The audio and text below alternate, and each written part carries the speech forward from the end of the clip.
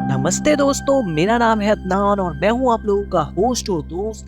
मैं स्वागत करता हूं आपका हमारे एक और न्यू मूवी एक्सप्लेनेटरी वीडियो में। तो दोस्तों, आज मैं एक्सप्लेन करूंगा एक ऑस्ट्रेलियन सुपरनैचुरल हॉरर मूवी जिसका नाम है अनइनहैबिटेड। ये मूवी रियल स्टोरी से इंस्पायर्ड होकर बनाई गई है, तो आपको देखने में काफी मजा आएगा। तो स्पॉयलर्स की परवाह किए बगैर बढ़ते हैं सीधा वीडियो की तरफ।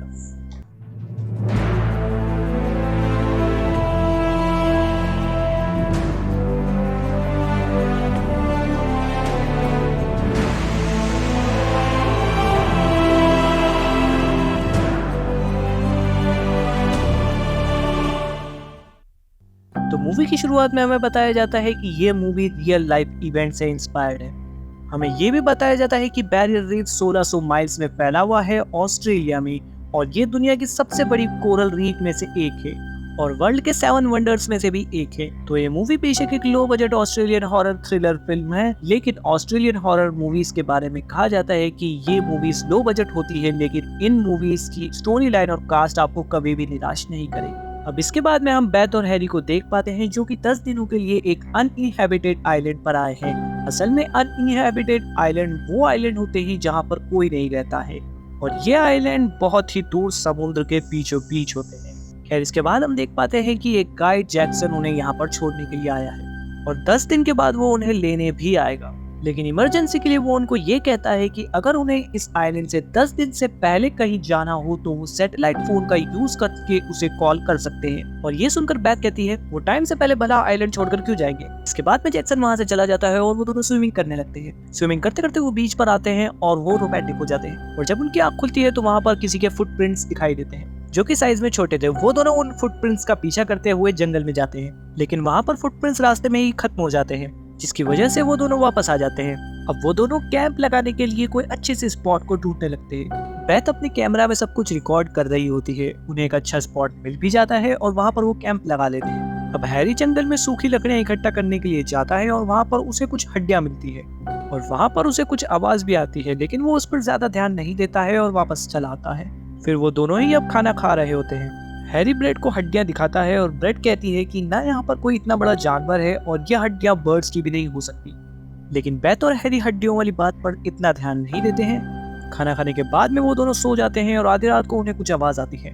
वो सोचते हैं कि शायद हवा की वजह से आवाज आई हो, लेकिन उन्हें फिर से वो आवाज आती है। हैरी बाहर जाकर देखता है, लेकिन उसे वहाँ कोई नहीं दिखता और वो वापस सोने चला आता है। अब अगली सुबह हैरी स्विमिंग कर रहा होता है और बेथ उसको बुलाती है और बताती है कि यहाँ पर कोई ना कोई तो जरूर है, क्योंकि किसी ने उसके अंडरगारमेंट्स पेड़ पर टांग दिए हैं। और वो दोनों जंगल में चेक करने के लिए चले जाते हैं, लेकिन उन्हें जंगल में कोई नहीं दिखता। तो वो दोनों वापस आकर फिशिंग करने लगते हैं। फिर वहाँ पर हैरी एक स्टोन फिश के ऊपर पैर रखने वाला होता है, पर बेथ उसे आकर रोक लेती है और फिर बताती है कि अगर उसने इसके स्पाइक्स पर पैर रख दिया होता तो आधे घंटे में ही वो मारा जाता। जिसके बाद में वो दोनों फिशिंग करने लगते हैं और हैरी अपना हुक खो देता है। हैरी अब किनारे पर होता है और बेथ उसके पास आती है और उन्हें किसी के रोने की आवाज आने लगती है। तो वो दोनों उस आवाज का पीछा करते हुए जंगल में चले जाते हैं, जहाँ पर वो एक कैबिन तक पहुँचते हैं और वो दोनों उस कैबिन के अंदर चले जाते हैं। और ये कैबिन कम से कम 100 साल पुराना होता है, और ये सारी बातें वहाँ पर रखे हुए सामान से पता चल रही थी। अब बेथ बाहर चली जाती है, लेकिन हैरी वहाँ पर चेक करने लगता है और एक चूहा आकर उसको डरा देता है। फिर उसे वहाँ पर ढेर सारी ड्राइंग्स देखने को मिलती है, और एक ड्राइंग के अंदर तो एक लड़की ने एक डंडे को एक आदमी के जेनिटल के अंदर घुसा दिया था।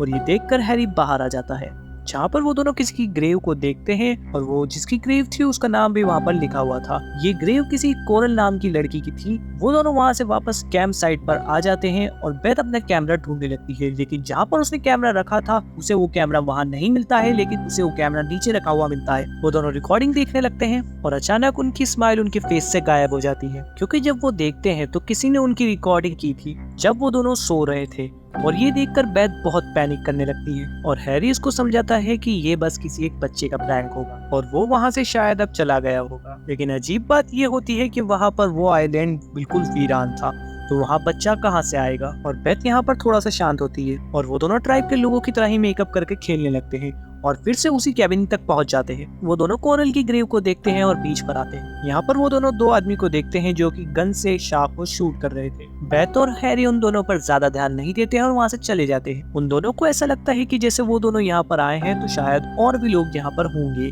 यानी कि आइलैंड पूरी तरह से वीरान नहीं था। जब वो दोनों रात को सो रहे होते हैं तो उन्हें किसी के जोर जोर से रोने की आवाज फिर से आने लगती है। हैरी बेथ को वहीं पर रुकने को बोलकर खुद चेक करने के लिए चला जाता है और कैबिन तक पहुंचता है और वहां पर बेथ भी उसके पास आ जाती है। वो दोनों डोर को ओपन करते हैं लेकिन वहां पर कोई नहीं था और वहां पर बस एक किताब थी। वो दोनों बाहर देखते हैं तो कोरल की ग्रेव को किसी ने बिल्कुल सही कर दिया था और उस पर एक कोरल का बहुत बड़ा पीस भी था। वो दोनों ये सोचते हैं कि शायद उन दो बोट वाले आदमियों ने उस कोरल को वहां पर रखा होगा। वो वापस आ जाते हैं और बाहर ही सो जाते हैं। खैर अगले दिन बेथ देखती है कि किसी ने ढेर सारे सी क्यूकम्बर्स को वहां पर टांग दिया था और ये किसी बच्चे का प्रैंक नहीं था और ये बात हैरी भी समझ चुका था और वो भी वहां से जाने के लिए तैयार हो जाता है। लेकिन वहां से सैटेलाइट फोन गायब हो गया था। वो दोनों उन दो आदमियों के पास जाते हैं और फोन के बारे में पूछते हैं। वो दोनों हैरी और बेथ के साथ बदतमीजी करने लगते हैं। फिर हैरी और बेथ वहां से चले जाते हैं। जब वो दोनों आदमी वहां से निकलते हैं तब वो फोन ढूंढने के लिए जाते हैं लेकिन उन्हें फोन नहीं मिलता। हैरी उनकी बोट पर जाता है और बोट के रेडियो से जैक्सन को कांटेक्ट करने की कोशिश करता है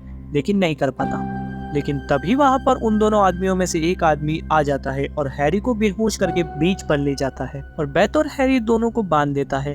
अब उनमें से एक आदमी बेथ के साथ में बदतमीजी करने लगता है लेकिन दूसरे आदमी को कुछ आवाज आती है तो वो दोनों चेक करने के लिए निकल जाते हैं। इतने में हैरी खुद को फ्री कर लेता है। खैर अब हैरी बेथ को भी फ्री करने लगता है लेकिन तभी उन्हें उन दोनों आदमियों की आवाज और गन शॉट होने की आवाज सुनाई देती है। वो दोनों चुपके से देखते हैं कि उनमें से एक आदमी घायल हो गया था और वो दोनों आदमी वहां से चले जाते हैं। अब अगली सुबह बेथ उस आदमी के ब्लड को फॉलो करते हुए कैबिन तक पहुंचती है और वहां पर पड़ी हुई किताब को पढ़ने लगती है। हैरी भी वहां पर आ जाता है और वो बताती है कि उस आइलैंड पर एक घोस्ट है। वो कोरल के बारे में बताती है। जिम नाम की किसी आदमी ने एक किताब लिखी थी और उसने लिखा था कि कोरल वहीं पर रहती है। असल में वो किसी चीज से पॉइजन हो गई थी और जब उसने मदद मांगी तो कुछ आदमियों ने उसकी मदद करने के बजाय उसके साथ असॉल्ट किया और वो 7 आदमी थे और कोरल मारी गई, जिसके बाद वो उन सबको मारने लगी होस्ट बन के जो कि उस आइलैंड पर आते थे। और यहाँ पर हैरी उसकी बातों को बेवकूफी समझ रहा था, जिसके बाद में हम बेथ को शेल्स इकट्ठा करते हुए देख पाते हैं और वो ये शेल्स कोरल की ग्रेव पर रख देती है और उसे कैबिन में से किसी के रोने की आवाज सुनाई देती है और वो कैबिन के अंदर जाने लगती है। दूसरी तरफ हैरी बीच पर होता है और उसके पीछे हम कोरल की स्पिरिट को देखते हैं लेकिन जैसे ही हैरी पीछे मुड़ता है तो उसकी स्पिरिट वहां से गायब हो गई थी। अब रात को बेथ हैरी को कहती है कि वहां पर सच में कोरल की स्पिरिट मौजूद है। तो हैरी कहता है कि अगर कोरल उस आइलैंड पर आने वाले इनोसेंट मैन को मारती है तो हैरी अभी भी जिंदा क्यों है। जिसके बाद में वो दोनों खाना खाकर सो जाते हैं और रात में हम कोरल की बेग से उसकी एक झलक देख पाते हैं और हैरी उठता है और बेथ भी उठ जाती है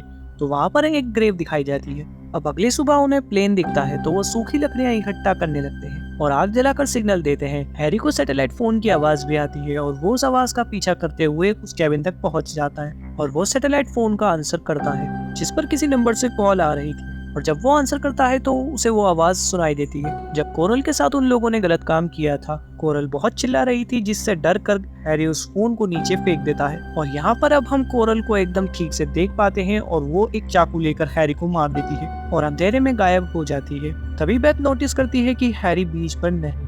वो उसको ढूंढती हुई कैबिन के अंदर जाती है लेकिन उसे हैरी वहां पर नहीं मिलता तो वो बाहर आकर देखती है कि कोरल की ग्रेव पर ऊपर से खून टपक रहा है कि किसी ने हैरी को मारकर पेड़ पर लटका दिया था जैसे कि उनके अंडरगारमेंट्स के साथ किया था। बेथ भागकर बीच पर आती है और लकड़ियों को आग लगाती है और उसे रीफ पर कोरल की स्पिरिट दिखाई देती है जो कि पानी पर खड़ी हुई थी और बेथ उसकी तरफ पानी में भागती है लेकिन वो एक स्टोन फिश के ऊपर पैर रख देती है और पेन की वजह से चिल्लाने लगती है। वो किसी तरह से वापस बीच पर आती है और नीचे गिर पड़ती है और हम जानते हैं कि यहाँ पर बेथ आधे घंटे बाद मरने वाली है। जिसके बाद में सीन यहाँ पर शिफ्ट हो जाता है और अब हम जैक्सन को देख पाते हैं जो कि बेथ और हैरी को लेने आया हुआ था क्योंकि 10 दिन बीत चुके थे। वो बीच पर जाता है लेकिन उसे वहां पर 2 ग्रेव दिखाई देती है और वो उन दोनों को ढूंढते हुए उसी कैबिन तक पहुंचता है। उसे वहां पर वही किताब मिलती है तो वो उसे उठाकर ओपन करता है और पीछे डोर के पास बेथ आती है और जैक्सन उसकी तरफ देखता है और हम नोटिस कर पाते हैं कि बेथ मारी गई है कि उसकी ग्रेव कोरल की ग्रेव के साथ बनी हुई थी, मतलब कि अब जैक्सन भी मारा जाए। जिसके बाद में हमें इस पूरा आइलैंड को दिखाया जाता है यहाँ पर कितनी ज्यादा मिस्टीरियस चीजें होती है और द एंड। तो इसी के साथ ये मूवी यहाँ पर खत्म हो जाती है। दोस्तों ये थी कहानी मूवी अनइनहैबिटेड। उम्मीद करता हूँ आपको मेरा एक्सप्लेनेशन पसंद आया होगा। अगर पसंद आया हो तो वीडियो को लाइक कर देना, और अगर आप चाहते हो कि मैं किसी पर्टिकुलर वीडियो का एक्सप्लेनेशन करूँ तो आप नीचे कमेंट सेक्शन में कमेंट कर सकते हो। So guys, hit the subscribe button, press the bell notification icon to never miss an update. Stay tuned for our next video. तब तक के लिए goodbye.